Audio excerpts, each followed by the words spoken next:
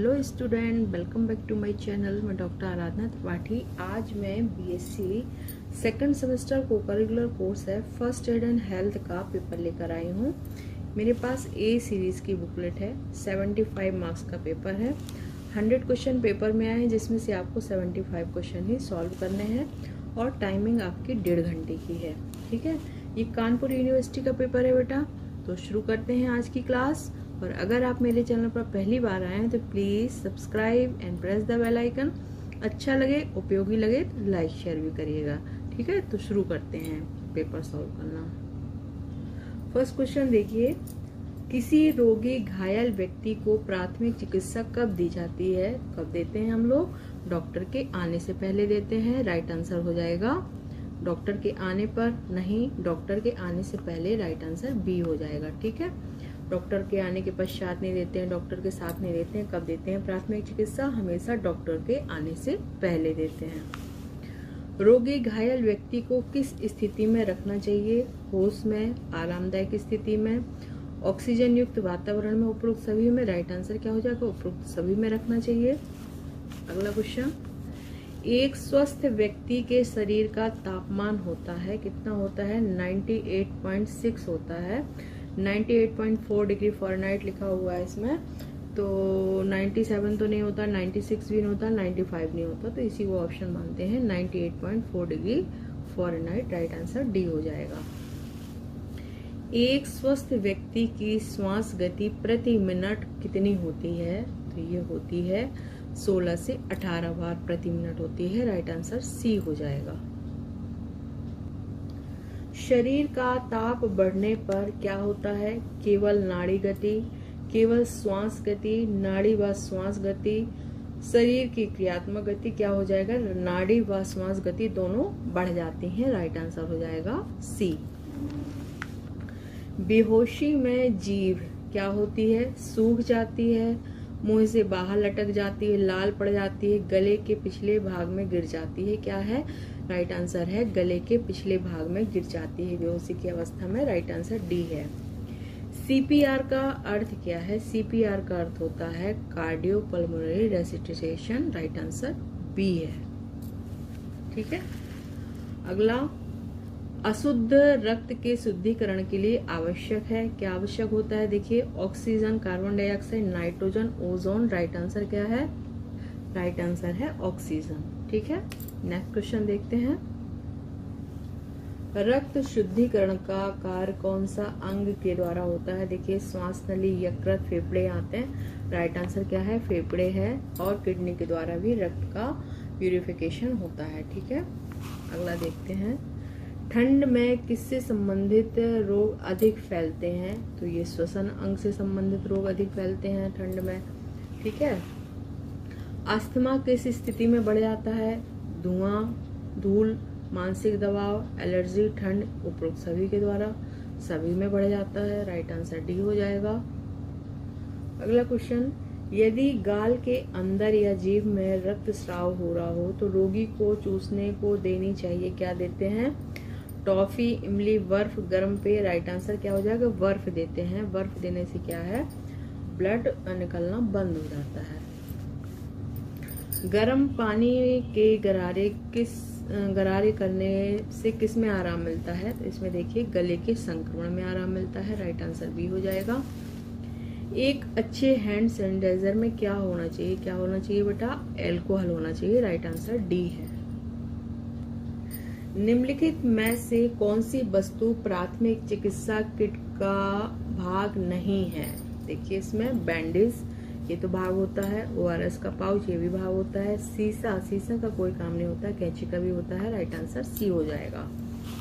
अगला देखते हैं, प्राथमिक चिकित्सा किट के उपकरण होने चाहिए। क्या कैसे होने चाहिए? स्टेलाइज होने चाहिए। राइट आंसर हो जाएगा ए। इस पट्टी को मास्टर बैंडेज भी कहते हैं, तो त्रिकोणीय पट्टी को हम मास्टर बैंडेज भी कहते हैं। राइट आंसर डी हो जाएगा। सामान्य नियम के तहत हाथ कितने सेकंड तक धोने चाहिए? तो ये 40 सेकंड तक धोने चाहिए। राइट आंसर सी है। ORS का पूरा नाम क्या है? ORS पूरा नाम है oral rehydration solution. Right answer B है। एक अच्छी ड्रेसिंग होनी चाहिए। कैसी होनी चाहिए? लचीली, साफ, अवशोषक, उपरोक्त सभी क्या है? उपरोक्त सभी होनी चाहिए। यह विधि किसी हताहत को कम दूरी पर ले जाने का सबसे तेज तरीका होता है। तो एड़ी द्वारा खींचना, राइट आंसर सी है। त्रिकोणीय पट्टियां कौन सी गांठ द्वारा बंधी होती हैं? तो ये रीव गांठ द्वारा बंधी होती हैं, राइट आंसर बी है।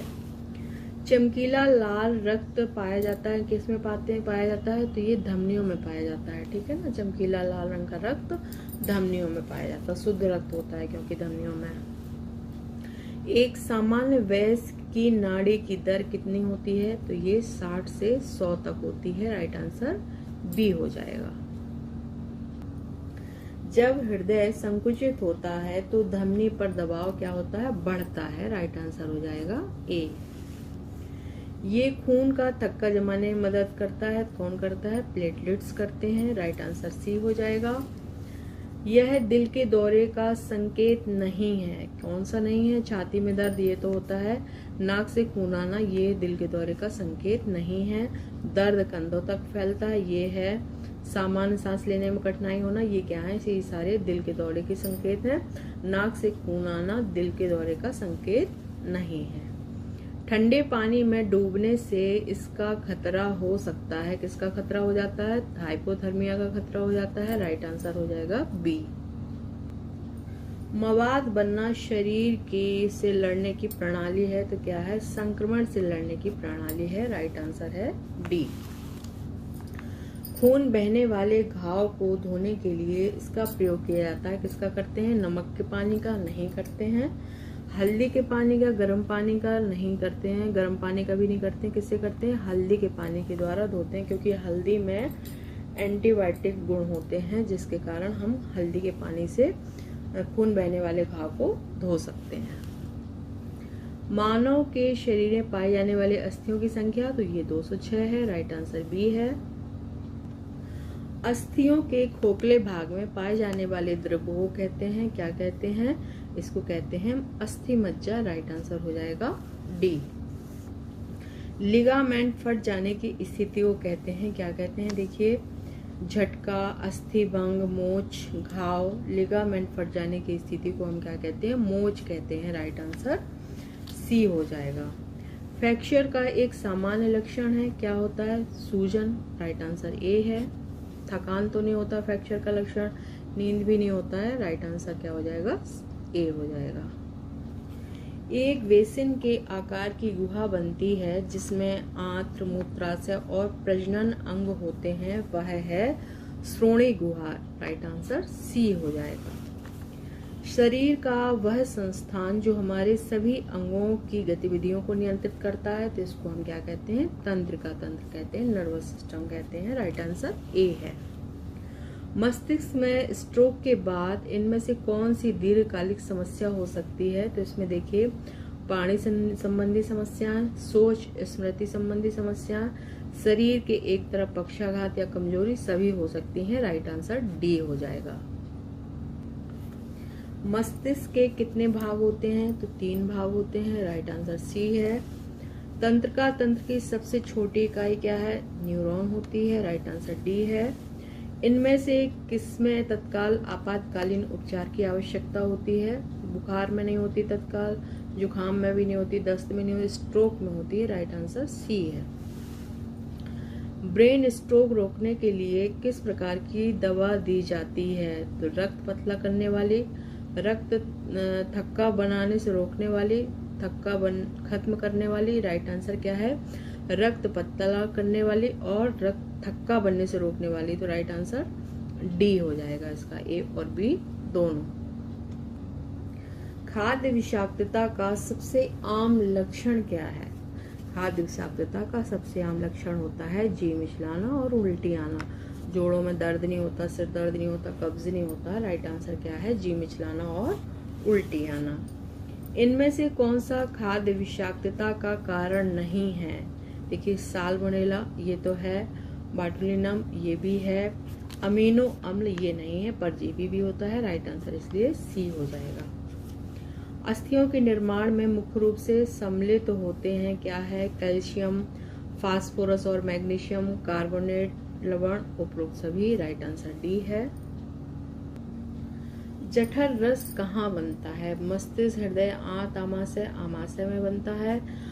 आमाशय में 3 प्रकार के रस बनते हैं। पहला जठर रस, दूसरा लाइपेज और तीसरा है जठर ग्रंथियों से भी स्रावित होने वाला रस होता है। ठीक है ना।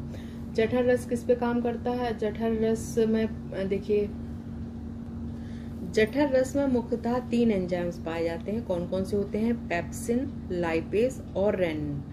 पेप्सिन प्रोटीन पर क्रिया करता है, प्रोटीन का पाचन करता है। लाइपेज वसा का करता है और रेनिन दूध का करता है। ठीक है। अगला क्वेश्चन देखिए, और ये पाचक मतलब जितने भी पाचक रस हैं कौन करता है? जठर ग्रंथियां स्रावित करती हैं। ठीक है। जठर ग्रंथियों के द्वारा ये सारे पाचक रस स्रावित होते हैं। मानव शरीर की सबसे बड़ी ग्रंथि कौन सी है? मानव शरीर की सबसे बड़ी ग्रंथि है यकृत। राइट आंसर बी है। यकृत द्वारा इस पाचक रस का निर्माण होता है। तो किसका होता है? देखिए, टाइलिन का नहीं होता, आग्नेयासिक रस से नहीं, पित्त रस का होता है। राइट आंसर सी है। किस हार्मोन की कमी से मधुमेह रोग हो जाता है? तो ये इंसुलिन हार्मोन की कमी से हो जाता है। राइट आंसर बी है।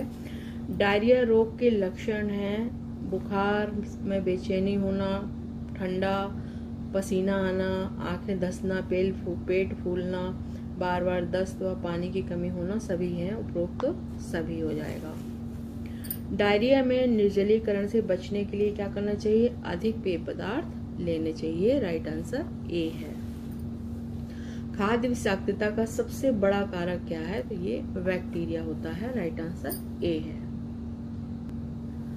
आंतों को स्वस्थ रखने के लिए हमें चाहिए क्या लेना चाहिए? फाइबर लेने चाहिए। फाइबर क्या है? रेशेदार जो भोजन होता है वो फाइबर कहलाता है। तो फाइबर हमें लेने चाहिए। दस्त होने पर कौन सा पदार्थ सबसे अच्छा विकल्प होता है?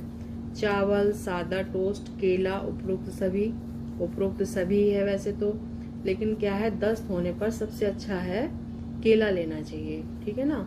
लेकिन उपरोक्त सभी भी हो सकता है। राइट आंसर डी कर लीजिए। यह शरीर की एक ज्ञानेंद्रिय है। कौन है? चेहरा, बाल, त्वचा, हाथ। तो त्वचा होती है। त्वचा की सबसे बाहरी परत को क्या कहते हैं? एपिडर्मिस कहते हैं। राइट आंसर बी है। अगर आंखों में रसायन चला जाए तो प्राथमिक उपचार देना है। क्या देना है? आंखों को साफ पानी से धोना है। राइट आंसर सी।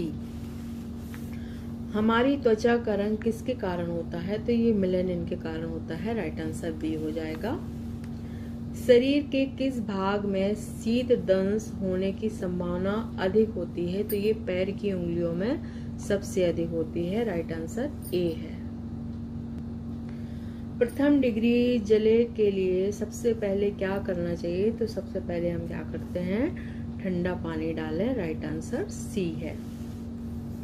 धुएं और आग के संपर्क में आने वाले व्यक्ति को होने वाली जलन क्या कहलाती है? तो इसको हम कहते हैं तापीय जलन। राइट आंसर बी है। इनमें से कौन सा लक्षण तापाघात का नहीं है, यानी कि हीट स्ट्रोक का नहीं है? ठंडक महसूस होना ये नहीं है। राइट आंसर सी है। जीवों के ऊपर, अगला क्वेश्चन देखिए, जीवों के ऊपर रसायनों के प्रतिकूल प्रभावों का अध्ययन करने वाला विज्ञान क्या कहलाता है? इसको कहते हैं हम टॉक्सिकोलॉजी। राइट आंसर सी है। अगला क्वेश्चन, सांप के काटने पर इनमें से क्या करें? सबसे पहले क्या करें? देखिए, बर्फ लगाएं, घाव को काटें, जड़ी बूटी लगाएं, साफ सूती पट्टी से ढक दें। राइट आंसर क्या है? साफ सूती पट्टी से ढक दें। अगर कोई कीट कान में फंस जाए तो कान में क्या करेंगे? गुनगुना जैतून का तेल डालेंगे। राइट आंसर है सी। रेबीज किसके द्वारा फैलता है? तो रेबीज फैलता है, मच्छर से नहीं फैलता, मक्खी से भी नहीं फैलता, दूषित पानी से भी नहीं फैलता है, जानवरों के काटने से फैलता है, जैसे कि बंदर है या कुत्ता है, तो इनके काटने से रेबीज फैलता है। राइट आंसर डी हो जाएगा। यह कीट डंक का सामान्य लक्षण है, तो डंक की जगह पर सूजन आना ये सामान्य लक्षण है। राइट आंसर ए है। अगर मधुमक्खी डंक मारे तो उसका टूटा हुआ डंक निकालने का प्रयास करना चाहिए, सत्य है। राइट आंसर ए है। जानवर के काटने से हुए मामूली रक्तस्राव की देखभाल कैसे करेंगे, तो इसको सबसे पहले क्या करेंगे, साबुन और पानी से धोएंगे। राइट आंसर हो जाएगा बी। जानवरों में वायरस कहाँ पाया जाता है, तो ये लार में पाया जाता है। राइट आंसर सी है।